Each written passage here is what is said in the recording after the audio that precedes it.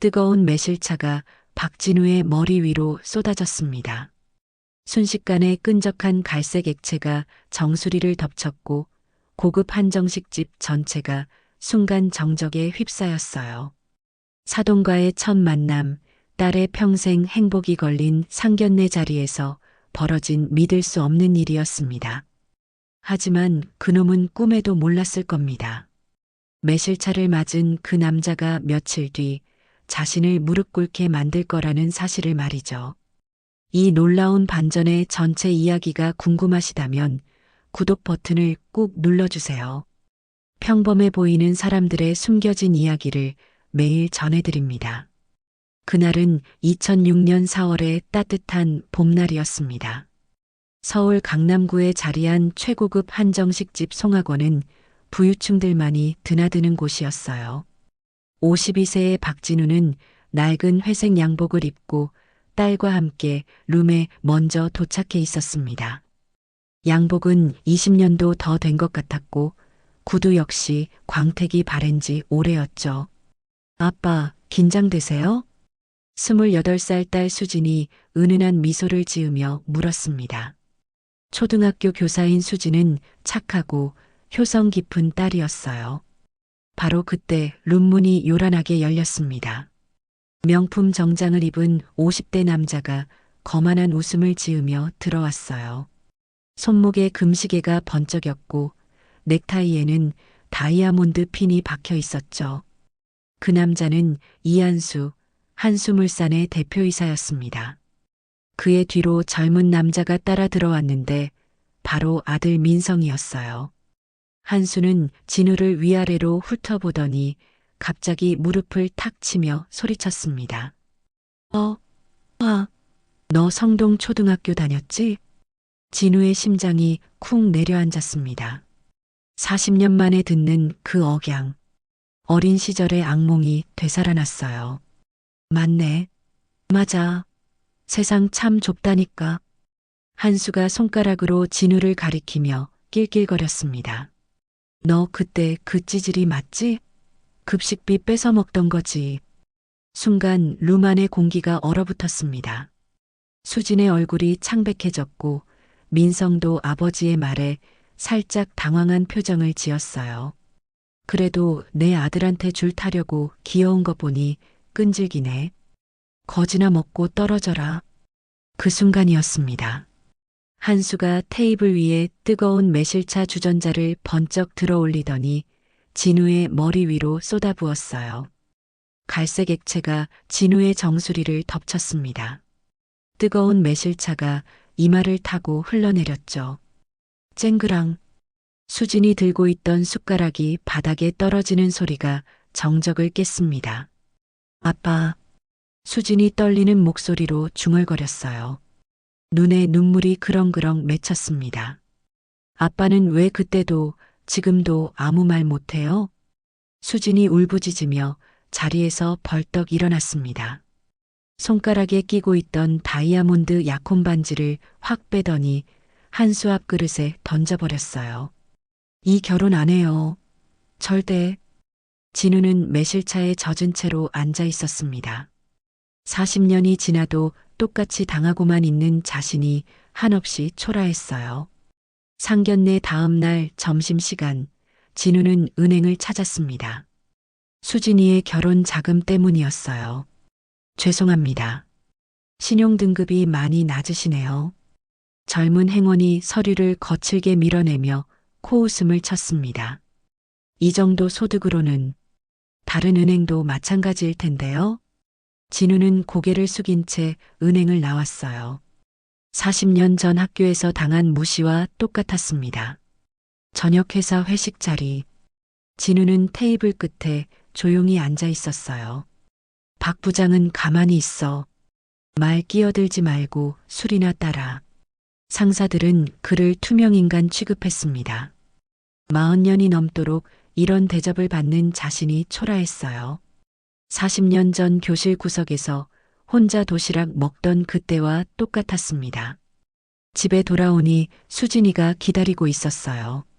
딸의 눈가가 빨갛게 부어 있었습니다. 아빠는 왜 항상 당하기만 해요? 40년 전에도 지금도. 수진의 말이 진우의 가슴을 찔렀습니다. 민성 오빠가 사과하고 싶다고 전화했어요. 근데 아빠, 왜 그때 아무 말도 못 하셨어요? 진우는 대답할 수 없었어요. 내 딸 앞에서조차 무능한 아버지로만 보이는구나. 아이를 지켜주지도 못하는 아버지, 존경받지 못하는 아버지. 그날 밤 침대에서 40년 전 기억들이 떠올랐습니다. 한수에게 급식비를 빼앗기고 책가방을 쓰레기통에 던져지고 화장실에서 얻어맞던 그때 아무것도 달라지지 않았어요. 은행에서 무시당하고 회사에서 투명인간 취급받고 상견례에서 매실차를 뒤집어 쓰고 40년이 지나도 여전히 똑같은 약자였습니다. 내가 뭘 잘못 살았을까? 깊은 자책감이 밀려왔어요. 평생 착하게만, 성실하게만 살았는데 그 결과가 이런 무력함이었습니다. 가장 사랑하는 딸조차 자신을 무능한 아버지로 보고 있다는 현실이 가슴을 짓눌렀어요. 진우는 주먹을 꽉 쥐며 이를 악물었습니다. 이번만은 달라야 한다. 그의 눈빛에 지금까지 없던 무언가가 타오르기 시작했어요. 다음 날 아침 7시 여의도에 위치한 국세청 청사 앞에 검은 세단 한 대가 서 있었습니다. 차에서 내린 남자는 바로 박진우였어요. 하지만 어제의 초라한 모습은 온데간데 없었습니다. 다림질이 완벽한 정장에 당당한 어깨, 예리한 눈빛까지 완전히 다른 사람이 된 것 같았어요. 국세청 건물로 들어서자 직원들이 고개를 숙이며 인사했습니다. 안녕하십니까, 국장님. 국장님, 좋은 아침입니다. 진우는 조용히 고개만 끄덕이며 엘리베이터를 탔어요. 10층에서 내리자 국세청 조사 5국장 박진우라고 새겨진 황동 명패가 눈에 들어왔습니다. 진우는 국장실 문을 열고 들어갔어요. 벽면 가득한 표창장과 감사패들이 그의 진짜 정체를 말해주고 있었습니다. 전국 대기업 세무조사를 총괄하는 조사 5국장. 재벌들이 가장 두려워하는 남자였죠. 진우가 의자에 앉자마다 김 과장이 급히 들어왔습니다. 국장님, 긴급 보고 드릴 게 있습니다. 뭐지? 한수물산에서 내부 제보가 들어왔습니다. 회계팀 직원이 양심 선언을 했어요. 김 과장이 서류를 내밀었습니다. 이중장부, 가짜 영수증, 비자금 조성, 탈세 규모가 어마어마합니다. 진우의 입꼬리가 살짝 올라갔어요. 그래, 마침 잘 됐군. 국장님, 혹시 한수물산을 아시나요? 잘 알지. 아주 잘 알아. 진우는 서류를 넘기며 차갑게 웃었습니다. 전담팀 구성해. 최고 실력자들로만 모아. 어느 정도 규모로 할까요? 털어서 먼지 하나 안 남을 정도로. 김 과장의 눈이 커졌어요. 국장님의 목소리에서 평소와 다른 차가운 기운이 느껴졌거든요. 한수물산이 뭔가 특별한 케이스입니까? 진우는 창밖을 바라보며 중얼거렸습니다. 아주 특별하지. 40년 된 인연이거든. 그 시각 한수물산 회장실에서는 한수가 골프 약속을 잡고 있었어요. 세무조사 소문은 아직 귀에 들어오지 않은 상태였죠. 이번 주말에 라운딩 어때? 내가 쏠게. 한수는 여전히 여유만만했습니다. 자신에게 어떤 일이 닥칠지 꿈에도 모른 채 말이죠. 진우는 김 과장에게 지시했습니다. 오늘 오후부터 착수한다. 장부부터 압수하고. 알겠습니다. 아, 그리고 김 과장. 예, 국장님. 이번 조사는 내가 직접 나간다. 김 과장이 놀란 표정을 지었어요. 국장이 직접 현장에 나가는 경우는 극히 드물었거든요. 진우의 눈빛이 차갑게 빛났습니다. 40년 전 빚을 청산할 때가 됐어. 오후 2시 한수물산 본사에 국세청 직원들이 몰려들었습니다.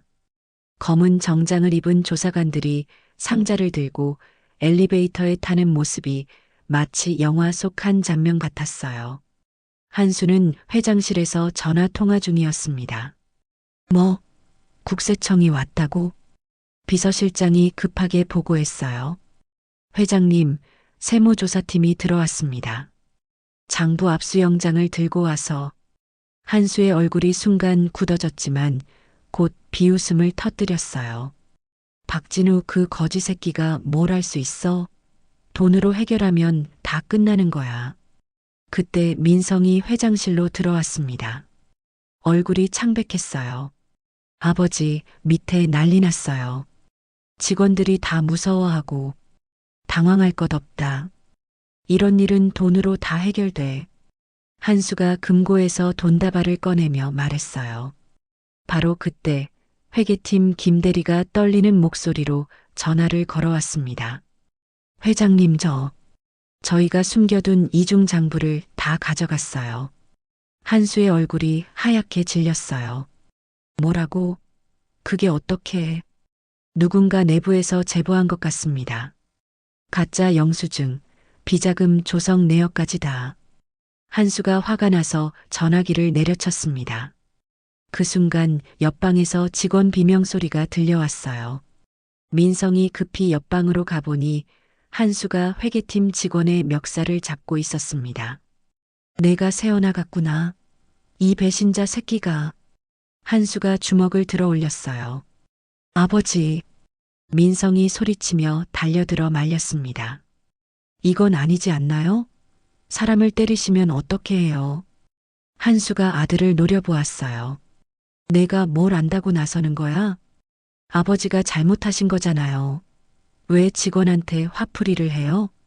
민성이 처음으로 아버지에게 대들었습니다. 그동안 속으로만 사겼던 분노가 터져나왔어요. 하청업체들 돈 안 주고 직원들 월급 깎고 세금도 안 내고 이게 맞는 일인가요? 한수의 눈이 불같이 타올랐습니다. 내가 감히 나한테 훈계질이야? 훈계가 아니라 양심이에요. 순간 한수가 민성의 뺨을 때렸어요. 찰싹 소리가 사무실에 울려 퍼졌습니다.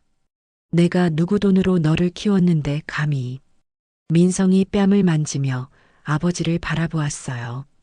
그의 눈에는 실망과 분노가 가득했습니다. 그 돈이 이렇게 더러운 돈인 줄 몰랐어요. 민성은 돌아서서 회장실을 나갔어요. 문을 쾅 닫는 소리가 한수의 귀에 메아리 쳤습니다. 한수는 혼자 남아 창밖을 바라보았어요. 아들마저 등을 돌린 현실이 서서히 실감나기 시작했습니다. 사흘 후 한수물산에 우편물 하나가 배달되었습니다. 국세청에서 온 빨간 봉투였어요. 한수가 봉투를 뜯어보는 순간 얼굴이 하얗게 질렸습니다. 거기에는 믿을 수 없는 숫자가 적혀 있었거든요. 추징세금 200억 원. 한수의 손이 덜덜 떨렸어요. 이게 뭐야? 회사가 망한다고. 한수가 소리치며 서류를 바닥에 내던졌습니다. 200억. 한수물산의 연매출이 300억인데 세금만 200억이라니. 비서실장이 급히 달려왔어요. 회장님, 또 문제가 생겼습니다. 은행에서 연락이 왔는데. 뭐? 신용등급이 급락해서 대출 중단이랍니다. 기존 대출금도 조기 상환하라고. 한수는 주저앉았어요. 돈줄이 막힌 거였습니다. 그럼 이번 주 직원 월급은? 못 줄 것 같습니다. 하청업체 대금도 밀린 게 수십억인데. 그때 직원들이 회장실 앞에 몰려들었습니다. 월급 언제 줄 거예요? 우리 가족 먹고 살아야 하는데. 하청업체들도 다 난리예요. 직원들의 항의 소리가 복도에 울려 퍼졌어요. 민성이 회장실로 들어왔습니다. 며칠 전 아버지에게 뺨을 맞은 후 처음이었어요. 아버지, 이제 그만하세요. 뭐가? 직원들한테 사과하세요. 그리고 회사 정리해요. 한수가 벌떡 일어났어요. 미쳤어? 내가 평생 일군 회사를. 평생 일군 게 아니라 평생 속인 거잖아요. 민성이 소리쳤습니다. 세금 안 내고 직원들 등쳐먹고 하청업체들 돈 떼먹고 이게 사업이에요? 내가 감히. 저는 이런 아버지 아들로 살 수 없어요.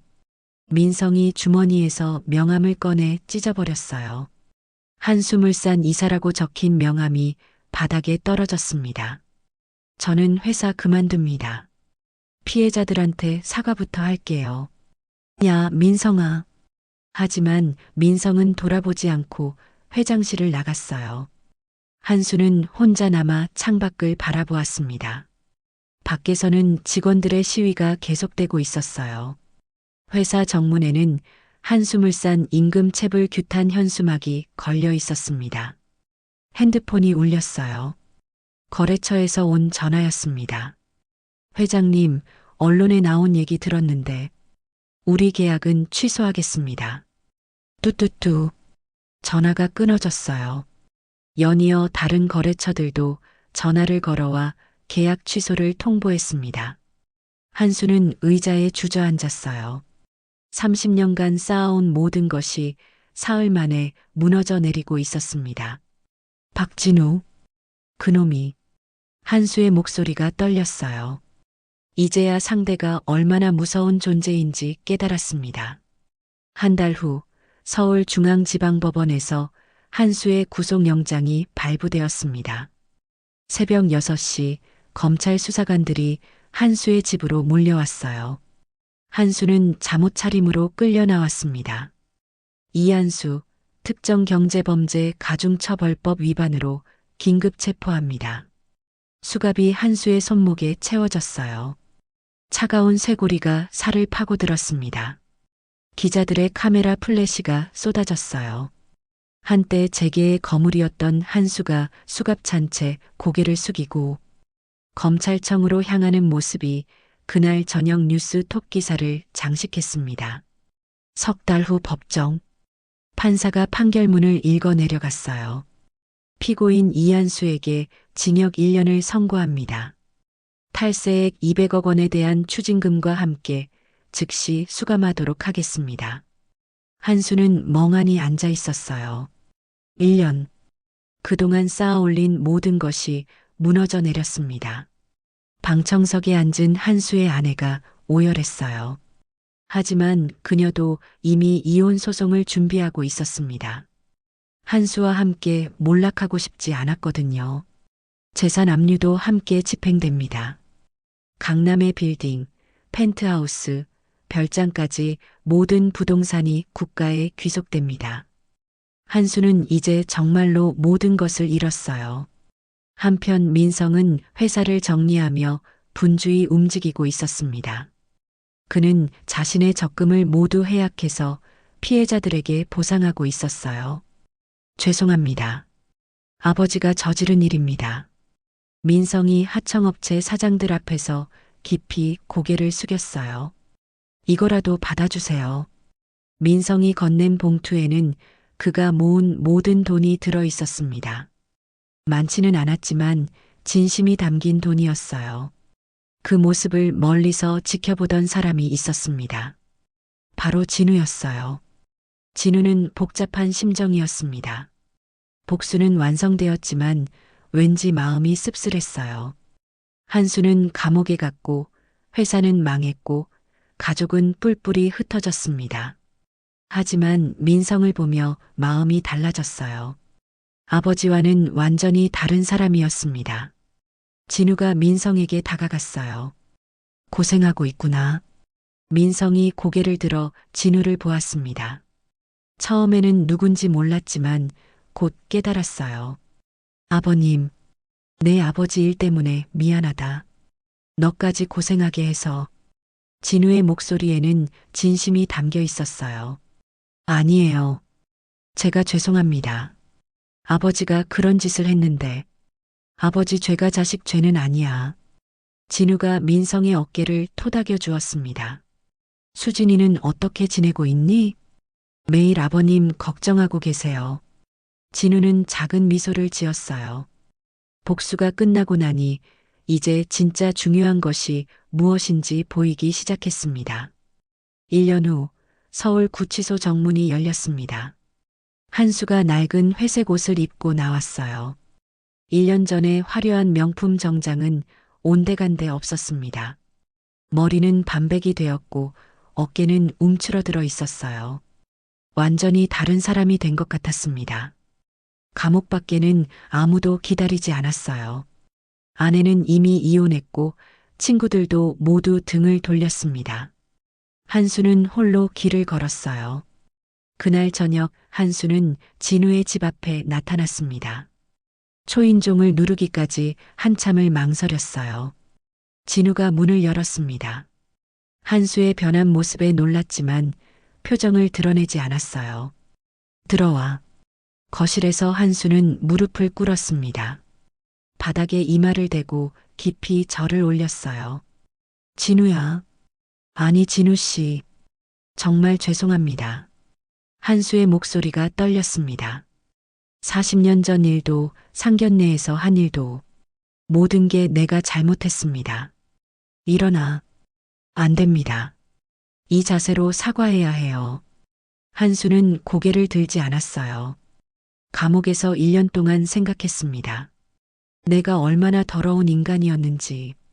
그때 수진이 부엌에서 나왔어요. 한수를 보고 깜짝 놀랐습니다. 수진아. 한수가 수진에게도 절을 올렸어요. 내 아버지 얼굴에 매실차를 쏟았던 건 평생 후회하며 살겠습니다. 수진의 눈에 눈물이 맺혔어요. 민성 때문에 미워하려던 마음이 조금씩 누그러지고 있었거든요. 그 시각 시내 한 병원에서 민성이 응급실 앞에 서 있었습니다. 한수물산 전 직원이 산업재해로 실려온 것이었어요. 수술비가 2천만 원 정도 나올 것 같은데요. 의사의 말에 환자 가족들이 절망했어요. 그런 돈이 어디 있어요? 민성이 조용히 원무과로 갔습니다. 제가 대신 결제하겠습니다. 보호자이신가요? 그분이 우리 회사에서 다쳤으니까 제가 책임져야죠. 민성은 자신의 카드로 수술비를 결제했어요. 1년간 아르바이트로 모은 돈의 대부분이었습니다. 멀리서 그 모습을 지켜보던 진우의 눈이 촉촉해졌어요. 진우는 일부러 민성을 따라왔던 것이었습니다. 정말로 달라진 건지 확인하고 싶어서요. 저 아이는 정말 다르구나. 진우가 중얼거렸습니다. 집으로 돌아온 진우를 한수가 여전히 무릎 꿇고 기다리고 있었어요. 이제 일어나. 진우가 한수의 팔을 잡아 일으켰습니다. 내 아들은 정말 훌륭하다. 너와는 완전히 달라. 한수의 눈에서 눈물이 흘러내렸어요. 고맙습니다. 정말 고맙습니다. 진우는 복잡한 마음이었어요. 복수는 끝났지만 이제 진짜 중요한 것이 무엇인지 알 것 같았습니다. 해시태그 시퀀스 파일 감동의 대단원과 매실차 회수 800자. 반년 후 서울 근교의 아름다운 정원에서 결혼식이 열렸습니다. 벚꽃이 흩날리는 야외 정원에 하얀 의자들이 줄지어 놓여 있었어요. 하지만 이 결혼식의 하객들은 특별했습니다. 한수물산에서 피해를 입었던 하청업체 사장들, 월급을 못 받았던 직원들, 그리고 그 가족들이 앉아 있었거든요. 정말 축하드립니다. 민성 씨. 행복하게 사세요. 그들이 진심으로 박수를 치며 축복해 주었어요. 민성이 1년간 찾아다니며 사과하고 보상했던 사람들이었습니다. 신부 대기실에서 수진이가 웨딩드레스를 입고 있었어요. 거울에 비친 자신을 보며 미소를 지었습니다. 수진아, 준비됐니? 진우가 들어왔어요. 검은 양복을 말끔히 차려입었지만 표정은 약간 긴장되어 보였습니다. 네, 아빠. 그때 문이 조심스럽게 열렸습니다. 낡은 검은 양복을 입은 한수가 들어왔어요. 1년 전 명품 정장과는 정반대였지만 깔끔하게 차려입었습니다. 수진아, 내가 너와 함께 버질로드를 걸어도 될까? 한수의 목소리가 떨렸어요. 수진이가 한수를 바라보았습니다. 그의 눈에는 진심 어린 참회가 담겨 있었어요. 네, 좋아요. 결혼 행진곡이 울려 퍼졌습니다. 진우가 한쪽 팔을 수진이에게, 한수가 다른 쪽 팔을 내밀었어요. 수진이가 두 아버지의 팔을 잡았습니다. 세 사람이 함께 버질로드를 걸었어요. 하객들이 일어나 박수를 쳤습니다. 꽃잎이 하늘에서 흩날렸죠. 제단 앞에 도착한 후 진우가 마이크를 잡았습니다. 잠시만 말씀드리고 싶습니다. 정원이 조용해졌어요. 1년 전 상견례 자리에서 매실차를 맞았을 때 저는 아버지로서 아무것도 못했다고 생각했습니다. 진우의 목소리가 떨렸어요. 40년 전 학교에서도 그날 식당에서도 항상 당하기만 하는 무력한 아버지라고 자책했습니다. 하객들이 숨을 죽이고 들었어요. 하지만 오늘 깨달았습니다. 진짜 승리는 복수가 아니라 용서였다는 것을, 진짜 힘은 미워하는 것이 아니라 사랑하는 것이었다는 걸 말입니다. 진우가 민성을 바라보며 말했어요. 원수의 아들이 진짜 아들이 되었습니다. 이보다 큰 기적이 어디 있겠습니까? 하객들의 눈에서 눈물이 흘러내렸어요. 한수도 고개를 숙이고 울고 있었습니다. 이제 정말로 모든 것이 끝났습니다. 증오도 원망도 모두. 박수 소리가 정원에 울려 퍼졌어요. 40년간 이어진 원한이 마침내 사랑으로 바뀌는 순간이었습니다. 벚꽃잎이 하늘에서 눈처럼 내려앉았고 모든 사람들이 행복한 눈물을 흘렸습니다.